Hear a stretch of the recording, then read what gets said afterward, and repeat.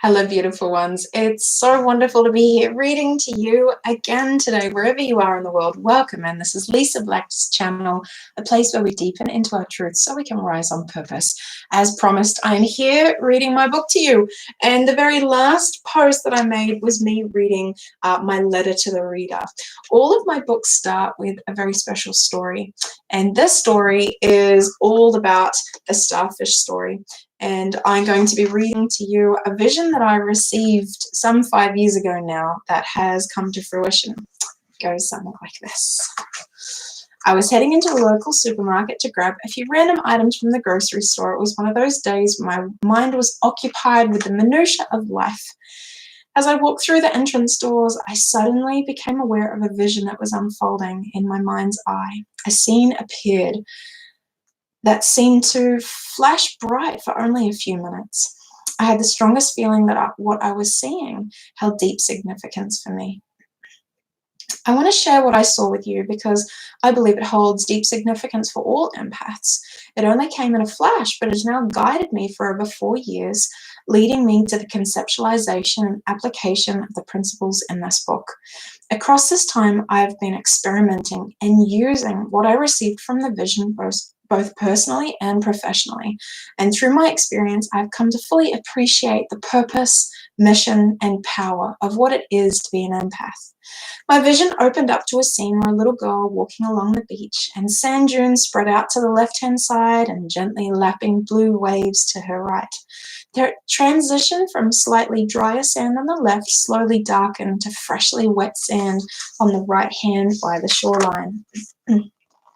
In this vision, I could only see the back of a little girl. She was young, only 6 or 7 years old.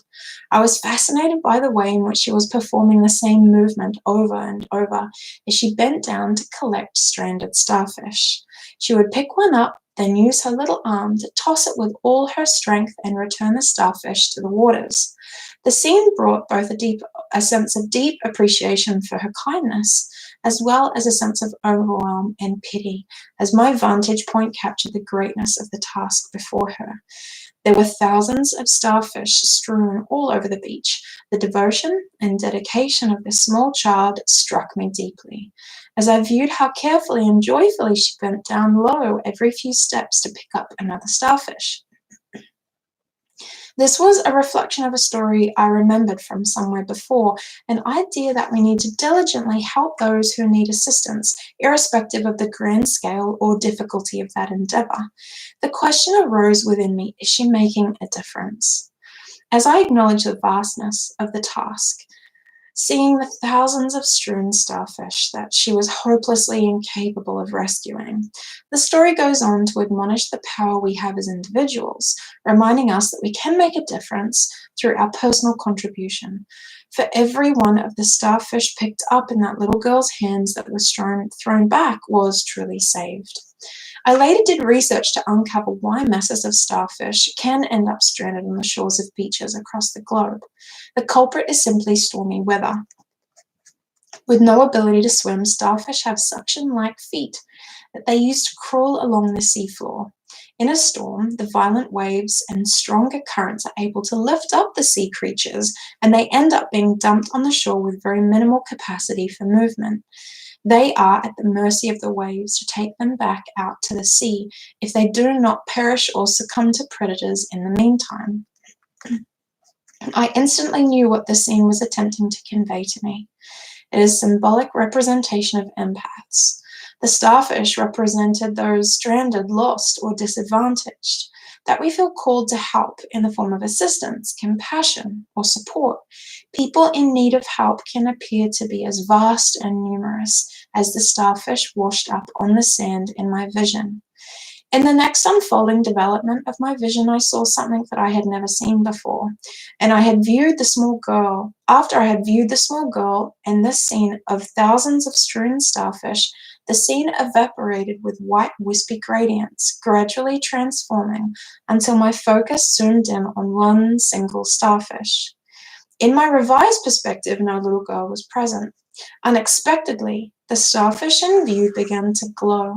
A warm light covered the creature, and it began to quake and shake, like a glass of water in a mild earthquake.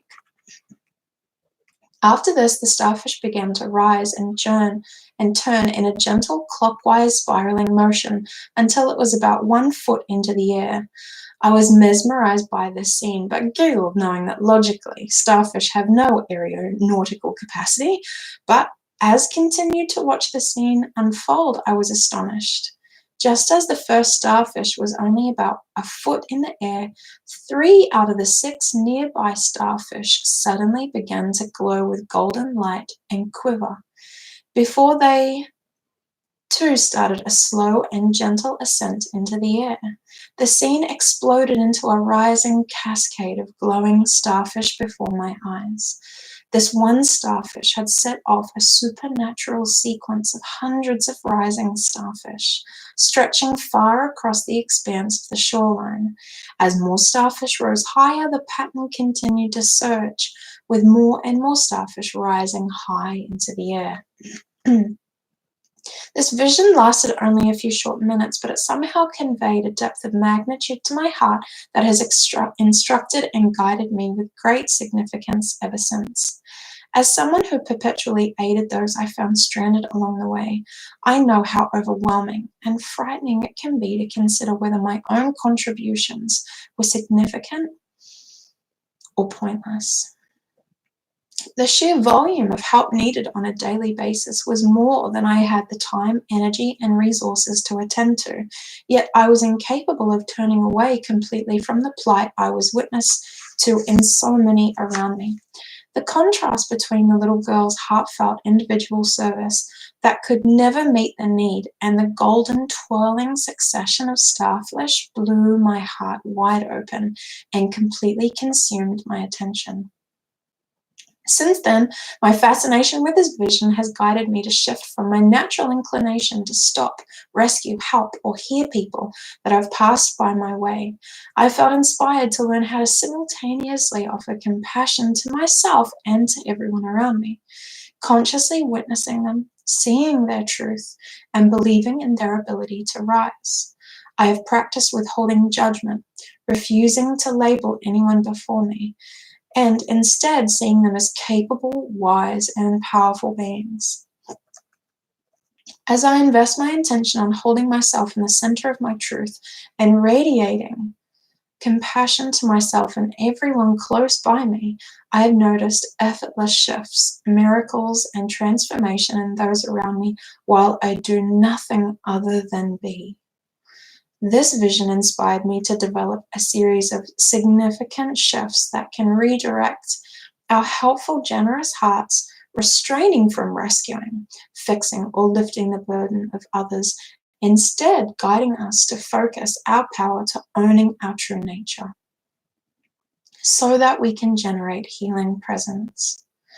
After decades of investing laborious, tedious, and impulsively hard work trying to make a difference everywhere I go and struggling with the way in which that made me feel, I now advocate a new way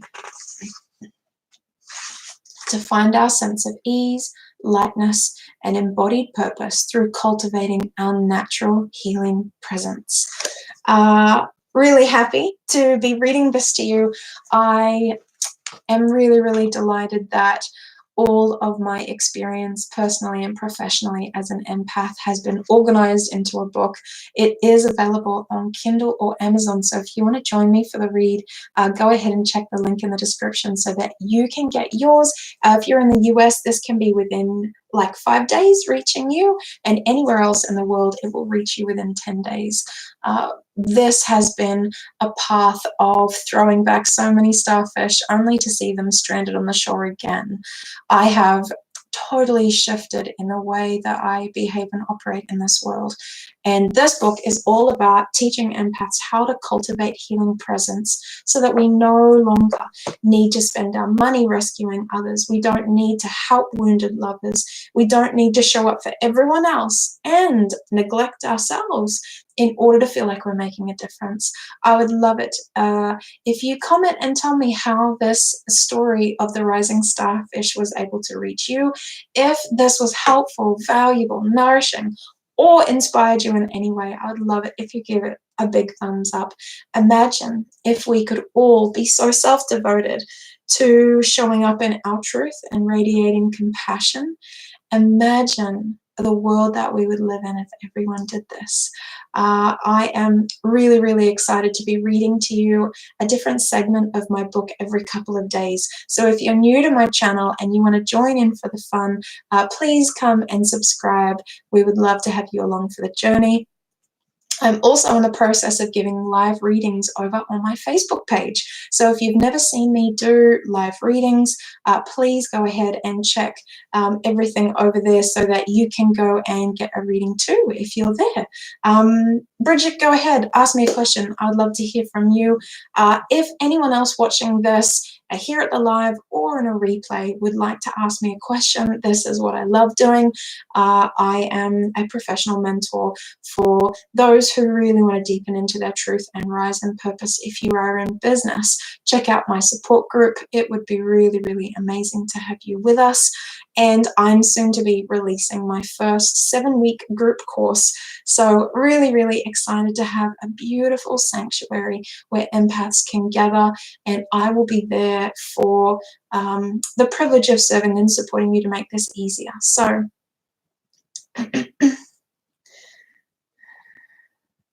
cool. So Bridget, I hope I'm saying your name right, darling one. I don't read people without their permission, so I won't tell you what your boyfriend thinks about that, but I would love to confirm what this signifies for you, beautiful one. Would you mind if I read your heart and tell you a bit about yourself, Bridget? Does that feel good for you?